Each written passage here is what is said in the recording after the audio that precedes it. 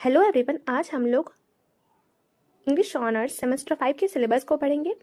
सबसे पहले हम लोग बात करते हैं एमजेसी 8 और एमजेसी 9 की, जहां हम 18th सेंचुरी के रीजन से लेकर रोमांटिसिज्म की इमेजिनेशन तक का सफ़र तय करेंगे।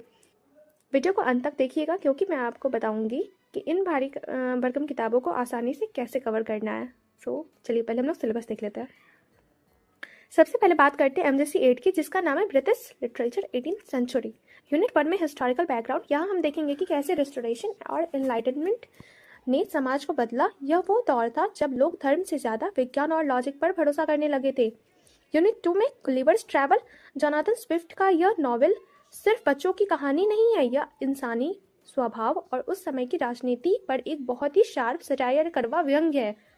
Unit 3 Robinson Crusoe. Daniel Dafoe की कहानी सर्वाइवल और इंडिविजुअलिज्म के बारे में, कैसे एक इंसान अकेले टापू पर खुद को और अपनी दुनिया को खड़ा करता है, यह देखना दिलचस्प होगा। यूनिट 4 में थॉमस ग्रे। इनकी कविता elegy written in a country churchyard आपको इमोशनल कर देगी। यह कविता महलों के राजाओं के बारे में नहीं बल्कि उन आम लोगों के बारे में जो गुमनामी में मर गए। हमारा एमजेसी 8 का टॉपिक्स कवर हो चुका है। Now MJC 9 the romantic revolution. आज हम बात करेंगे एमजेसी 9 पर, जो मेरा पर्सनल फेवरेट है, ब्रिटिश रोमांटिक लिटरेचर। यहाँ लॉजिक खत्म होता है और फीलिंग शुरू होती है। Context unit 1।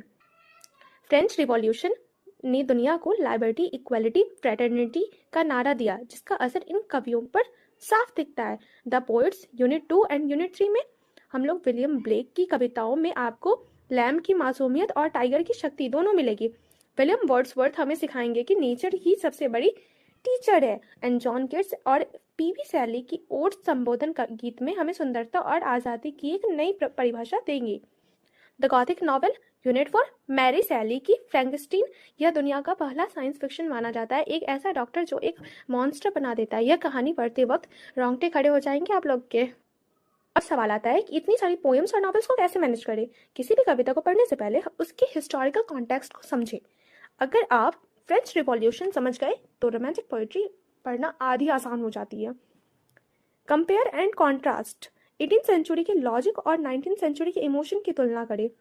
नाउ हर लेखक का अपना एक सिग्नेचर स्टाइल होता है, उसे पकड़े।